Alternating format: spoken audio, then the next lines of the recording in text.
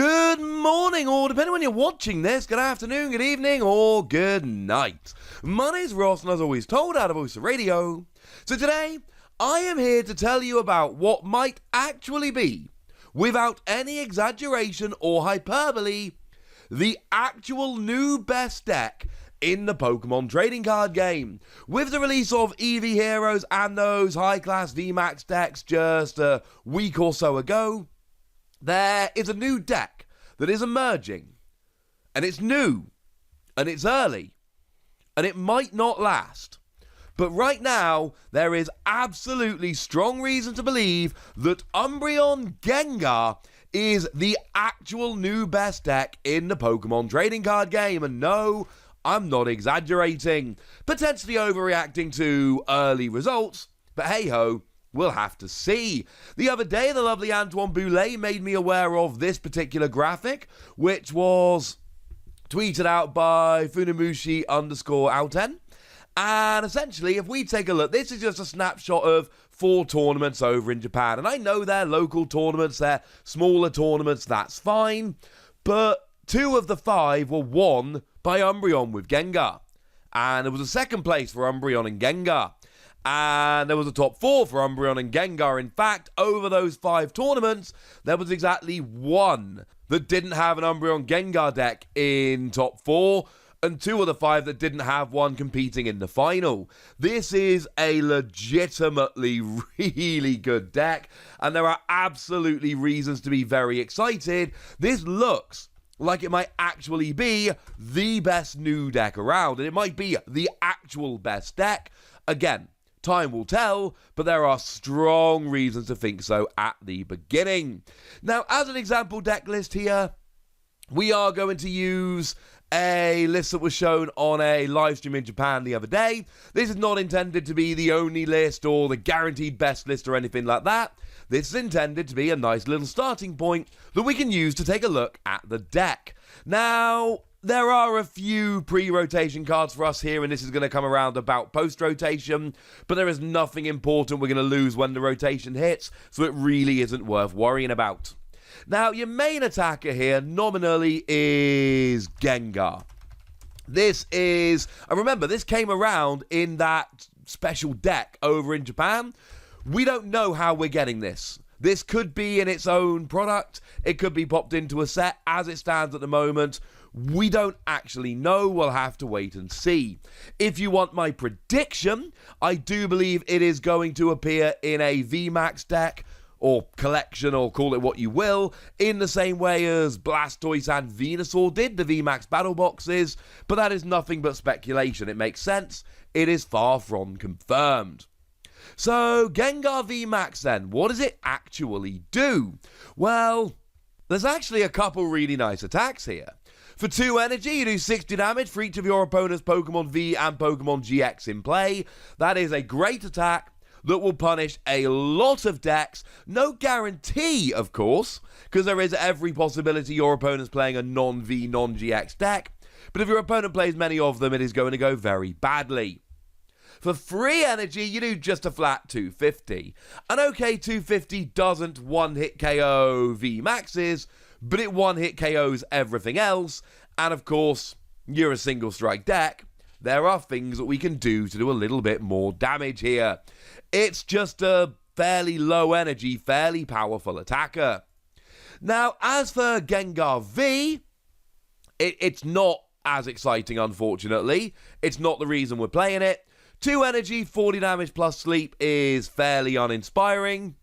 3 energy, 190 plus 30 to yourself is fairly uninspiring. It's not really the reason we're playing it. The VMAX is the main attacker here. But I told you it was a Gengar Umbreon deck, and it very much is a Gengar Umbreon deck. Now, Umbreon's first attack has mild use here and there, 30 damage, and it stops you retreating. It's not what you build the deck around, but there are going to be times when buying a turn is going to be useful. And this is a single energy basic Pokemon. You are going to be able to use this to buy a turn here and there. It is not a reason to play Umbreon, but it is a lovely bonus. For 3 energy, you do 80 damage, but if you've got any damage counters on you, you do 160. And as we're going to see in a minute, it's not really 160, it's going to be a bit more than that. And you will have damage counters on you. So it's phenomenal against single prize Pokemon, but it can get up to KOing Pokemon V quite quickly. And then we have Umbreon VMAX. Now, I told you that Umbreon, I did my ranking of the EV heroes, and I put the combination of Umbreon V and VMAX at number 1. And a large part of the reason was Umbreon's ability, which is the same as the old Lycanroc's ability. Evolve into it, gusting. It is gusting without having to play your supporter, find your supporter, etc. It is absolutely brilliant. And a lot of the time what you're really going to do here is use Umbreon to drag something active so you can pick it apart with Gengar. The attack free energy 160 is fine, but the Umbreon VMAX here, it is the ability we're liking more than anything. But I keep talking about getting extra energy on, getting damage and all of that. Well, Houndoom. And make no mistake about it, we're playing a 4-4 line of Houndoom in the list I'm showing you here. I would play a 4-4 line of Houndoom in this deck. This is a single strike deck. Gengar is a single strike Pokemon. Umbreon is a single strike Pokemon. There's one more attacker we'll get to in a moment that is a single strike Pokemon. This is a single strike deck. And a 4-4 Houndoom line in my eyes is an absolute must here.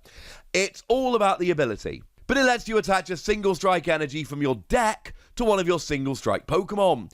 And bearing in mind that single strike energy means you do an extra 20 damage. And when you attach it, you've got to put 2 damage counters on. So Umbreon should easily be hitting 180 or more here.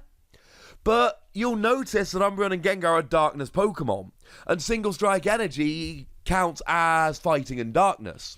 So getting 2 or free energy on a Gengar, getting free energy on an Umbreon, if you've got 2 Houndoom in play, you can get free energy on these Pokemon very, very easily. And then, you know, Gengar's not actually hitting 250. If you've used 2 Houndoom, you're hitting 290. Well, that's a little bit of a difference, ladies and gentlemen. It adds up very, very quickly. And Houndoom makes this deck go. Without Houndoom, this deck isn't as good. Simple as that. With Houndoom, this deck becomes absolutely legit. We're not talking about the fact that it's a little bit too expensive and it's never going to work. We're talking about the fact that it's a little bit awesome and it's probably the best new deck in the entire format. Now, there is one other Pokemon we do tend to see here. It is Stonjourner. And Stonjourner, now I know over here, single strike decks really aren't doing very much. But over in Japan they are, and to be blunt, Stonjourner is a staple in these single strike decks.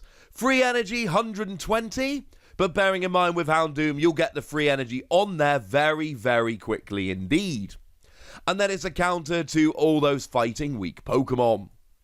Now, speaking of which, this deck does play a couple of Dedenne, and it does play an Oricorio. And these are the cards that are going to be rotating out. And it's a little bit sad. And obviously we'd like to keep them, but we're still going to have stuff like Crobat and Kricketune. So as much as it's a little bit sad that these support Pokemon are rotating out, it's not like we don't have replacement support Pokemon. Now obviously if Crobat and Kricketune were better, they're in the format now, they would already be seeing play. So sure, it's going to be a slight downgrade, but it shouldn't do anything to really affect how good the deck actually is. But in terms of when we hit the rotation, those are largely the cards that we're losing. Now, I do need to stop for a moment and point out the thing that a lot of you have probably thought about at this stage, and that is, well, hang on a second, what about Galarian Zapdos? Yeah, you see, Galarian Zapdos will basically get a one-hit KO for a single energy.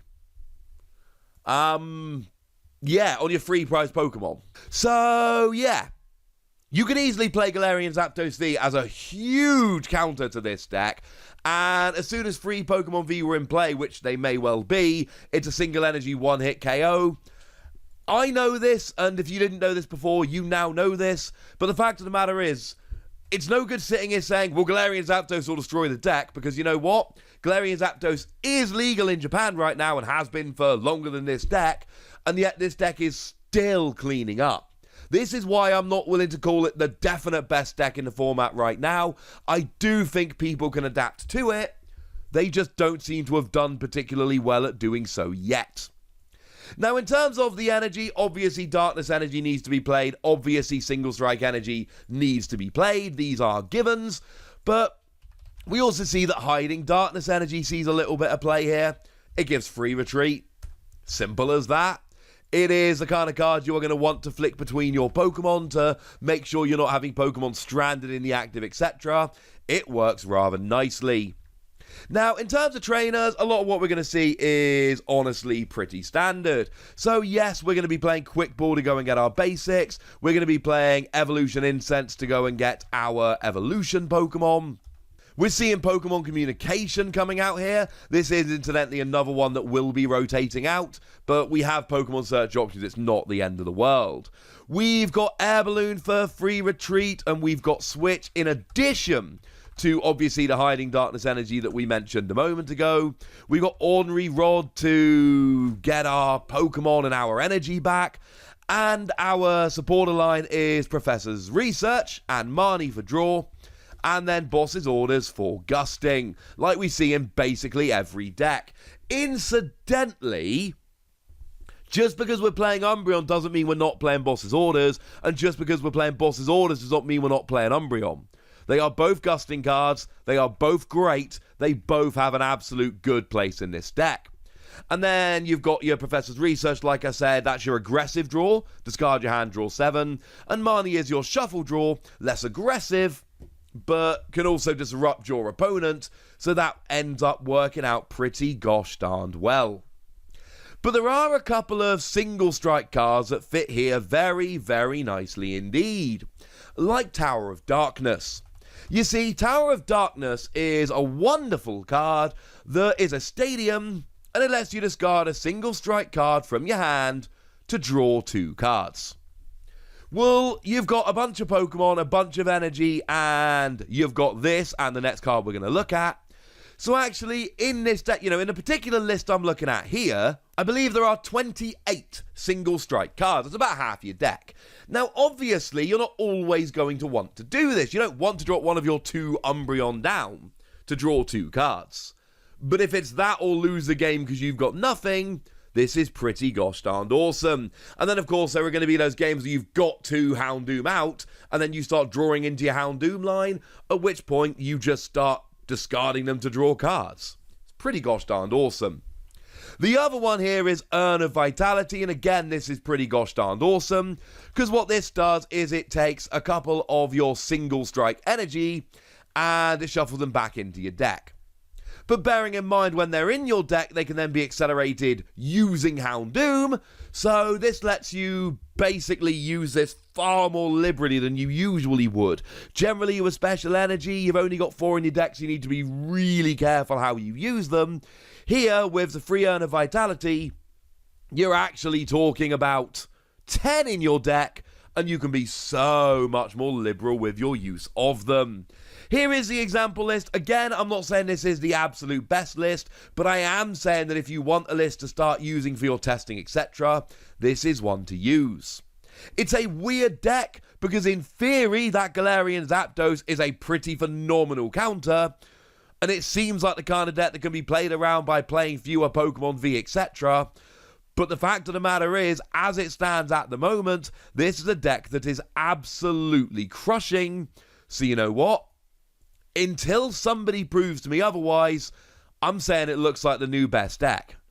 And it may well be that in a couple of weeks everyone starts adapting and I go, well, it looked like that, but people adapted. But I don't think we should do that until the adaptation actually starts happening. But for now, ladies and gentlemen, I want to know what you think about this deck. I want to know if you think it's legit or whether you think it's going to fizzle and fade away. Let me know in the comment section. Go nuts. Be nice. And then make sure you like this video, subscribe to this channel, follow me on Twitter at TheWasi, and Twitch for some live action at twitch.tv/PTCG Radio. If you want to support the channel, get some bonus podcasts and all that good stuff, head on over to patreon.com/PTCG Radio, where you can do exactly that. But by far the most important thing as always, look after yourselves till next time, would ya? Thank you very much for watching. My name's Ross, and you've been watching PTCG Radio.